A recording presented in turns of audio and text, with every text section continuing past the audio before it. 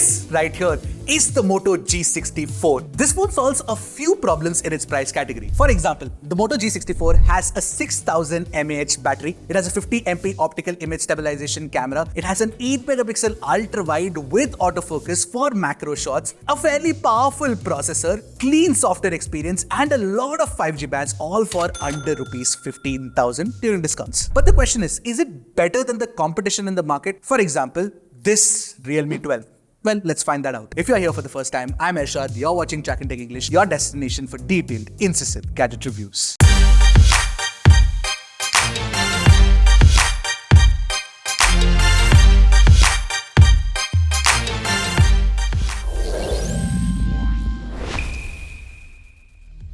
Now both Moto and Realme are made of plastic, whether it's on the back or on the sides. But honestly, Motorola's PMMA material feels slightly more premium to touch and hold compared to Realme 12. Also, the G64's in-hand feel is better because it's smaller firstly, and more importantly, there are slight curves on the rear. This is an entirely flat boxy design and is slightly bigger, and it sort of digs into your palms compared to Motorola G64. Moto also manages to keep the weight in check despite using a larger 6000 mAh battery. Of course, Realme is lighter thanks to the fact that you have a 5000 mAh battery. By the way, which back camera design do you prefer? Do you like the circular design of the Realme, or do you like this minimalistic look of Moto? The Moto G64 also comes with IP52 rating and Gorilla Glass 3 protection on the display. And Realme has IP54 rating and Asahi Dragon Trail glass protection on the front. I think Corning Gorilla Glass 3 protection will be slightly more better. Now the rest of the ports and buttons include a Type-C port at the bottom. You also get a headphone jack on both, and you get micro SD card support as well on both the phones. So there's nothing separating the two really. Now when you take a look at the display of both these phones, Motorola has a 6.5-inch display. It's an IPS LCD panel, and you get 120Hz refresh rate as well. On the flip side, the Realme 12 has a larger 6.73-inch panel with the same specs, basically Full HD Plus resolution, 120Hz refresh rate, and IPS LCD tech. Now when you take a look at the bezel situation on both these displays, they're pretty chunky, of course, because they're IPS LCD panels, and Motorola's bezels are slightly thicker in comparison. That said, Motorola's display is brighter under direct sunlight. You also get HDR playback on YouTube, which is not available on Realme, which is surprising. That apart, you also get better color accuracy on Motorola compared to Realme, which is slightly punchier in comparison. Now, while the display experience is definitely better on Motorola, even the speakers are better on Motorola because you get stereo speakers on both, but with Dolby Atmos, you get richer, fuller sound compared to Realme. Take a listen to it for yourself.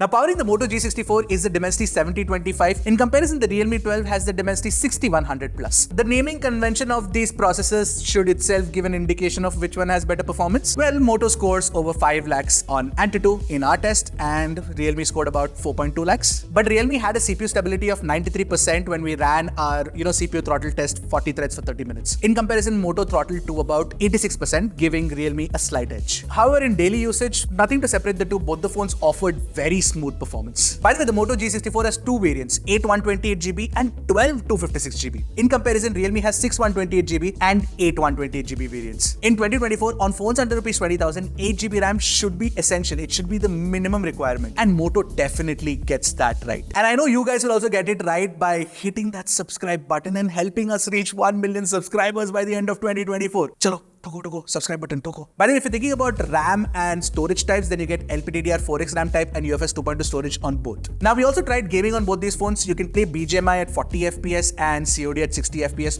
Both perform similarly, and both do not get hot when you're gaming either. Although, if you do want a proper gaming phone with better performance, then you do have better options in the market. Now, coming to the software, I actually prefer Motorola's experience over Realme. With the G64, you get My UX. You do not get Hello UI that was introduced with the H50 Pro, but you get Android 14 out of the box. And Moto's additional features, for example, this Moto Gestures, Moto Hub, Family Space, the ThinkShield protection that's there, and of course Moto Secure. So all of that make it a very, very good software experience. By the way, on the G64, there are a few pre-installed apps, and there are 2 folders that give you recommendations for shopping and entertainment apps. All of the pre-installed apps can be uninstalled, and these folder recommendations can be switched off as well. So that's a good thing. But what's not that great is the fact that Motorola only promises 1 year of software update for the G64, it should have promised at least 2. And that's where Realme gets it right, because Realme gives you Android 14 out of the box and it promises 2 years of software updates as well. Now this is Realme UI 5 based on Android 14, and there are a bunch of features that are very useful as well. For example, that dynamic island ripoff that you get, split screen, floating windows, all of that is really nice. But the problem with Realme UI is the fact that you do have a lot of dark patterns. Of course, that happens when you're setting up the phone, plus there's glance wallpaper, unfiltered notifications, and just the generally whole annoying experience of using a budget phone. Basically, it's recommendations and ad engines trying to force themselves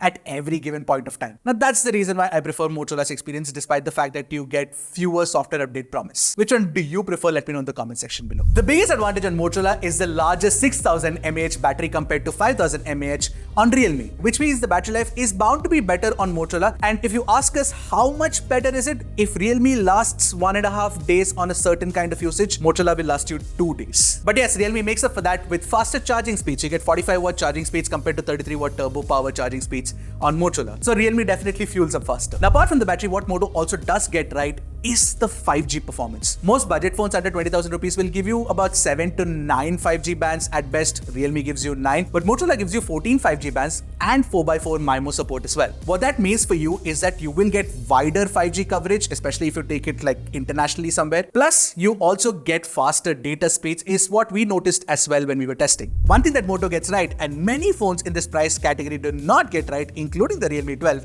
is that camera setup. So what you get is a 50MP primary camera with optical image stabilization, an 8MP ultra wide angle camera with autofocus for macro shots, and a 16MP selfie camera on the G64. Realme, on the other hand, has one usable camera on the rear, which is the 108MP camera, and a 2MP portrait camera, which you know is pointless. I'll come to that in a bit. And in the front, you get an 8MP camera for selfies. So let's take a look at the pictures. Firstly, Motorola has ultra wide and macro, like I mentioned, so you can take ultra wide shots and macro shots, which you cannot with the Realme. So Moto wins there. Secondly, the primary 50MP camera of Moto captures a lot of details, way more sharper details compared to Realme's 108MP camera. So more megapixels don't always mean sharper pictures.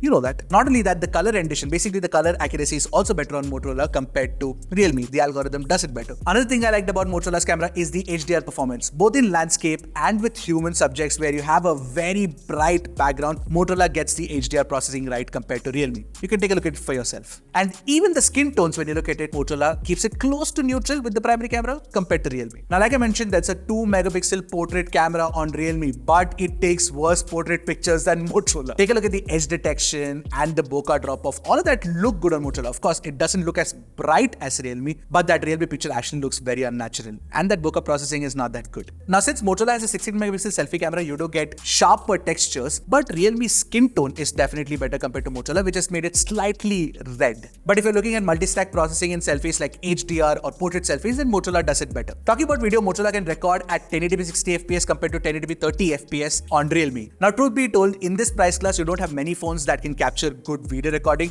so both these phones do fall short, and it's not their strong suit. But Motorola does offer really decent stabilization, which is there for you to see. Further, using its primary lens, and the G64 is recording at 1080p 60fps, whereas the Realme 12 can only record at 1080p 30fps. So you guys let me know how is the video quality, video stabilization, and when it comes to selfie video recording, Motorola is the clear winner. Take a look at the quality. 4 and the Realme 12. Behind me is Sridhar. Sridhar! Hello! Hi. Alright, so you guys let us know which one is better. So overall, for camera performance, I'd easily pick Motorola over Realme. So, the Moto G64 is a very well-balanced experience for its asking price. Especially the fact that you get a good design, a versatile camera setup, balanced overall performance, clean operating system experience, and a long-lasting battery life. The major compromise with the phone, however, is the fact that you only get 1 year of OS update promise. By the way, Motorola has hit it out of the park with the discounted pricing. You can get the phone for 13,999 with the right card offer, which is really, really good. Now, in comparison, the Realme 12 is also a decent bet. It's not too bad, but considering the Realme P1 has launched recently, I think that would be a better option compared to the Realme 12. In fact, if you guys want a comparison of the Moto G64 with the Realme P1, do let me know in the comment section below. We'll try to get that done too. Now, hope this gives you a clarity on which one of these two phones should you prefer. Also, the Moto G64 is a really, really nice phone. I'll see you guys in the next one. Until then, keep Trakin and stay safe. 3, 2, 1, go. चलेगा चलेगा Bloopers man. Let's try. डालते हैं bloopers. 3 to 1 नहीं बोला था. Correct.